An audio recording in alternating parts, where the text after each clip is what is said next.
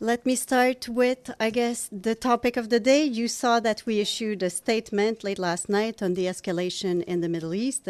The Secretary-General condemns any military escalation in the Middle East. He's particularly concerned by Israeli attacks on nuclear installations in Iran, while talks between Iran and the United States on the status of Iran's nuclear program are underway. The Secretary-General recalls the obligation of UN member states to act in accordance with the UN Charter and international law.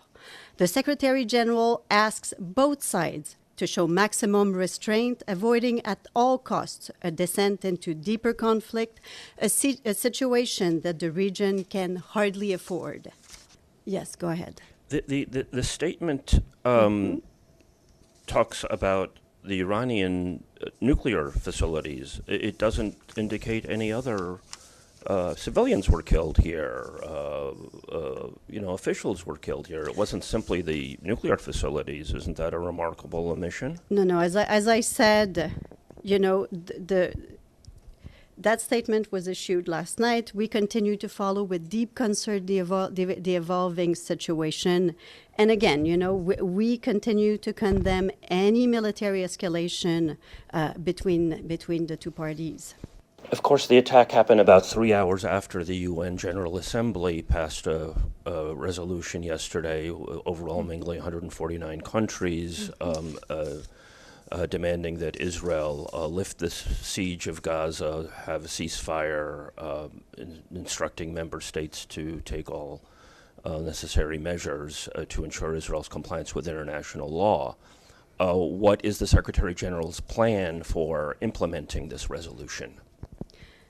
So on this, again, the General Assembly vote yesterday showed it showed a big support for a call to a full ceasefire, to unfettered access for humanitarian assistance for Gaza, and the SG continues to call for the implementation of that resolution. The position has been expressed and re-expressed here by us, by the Secretary General himself, by everyone, that we continue to call for the implementation for a full ceasefire to be achieved, for really humanitarian assistance. Day in, day out, we describe an intolerable situation that people in Gaza have to endure every day. We continue to call for really unfettered access to provide humanitarian assistance, and also for the release of all the hostages. And we continue to call from that. The General Assembly vote yesterday sends a clear signal that the world supports that all of those who voted in favor support that call, and we continue to hope that this is what will happen very soon. So this is the Secretary General's plan to hope if Israel 3 hours later bombs Iran, and I ask you your plan, and you tell me the Secretary General hopes. Don't misconstrue these words. I'm not misconstruing anything. I'm repeating your words to you, and I just want to make sure. It's been the call for the ceasefire, the call for humanitarian assistance, the call for the release of hostages has been issued loud and clear on numerous occasions, and the Secretary General and everyone that works here in New York, on the ground, continue to work day in, day out to try to push towards that. And we continue to call on all those who have influence over the parties to continue to push in that direction as well. All right, Deji.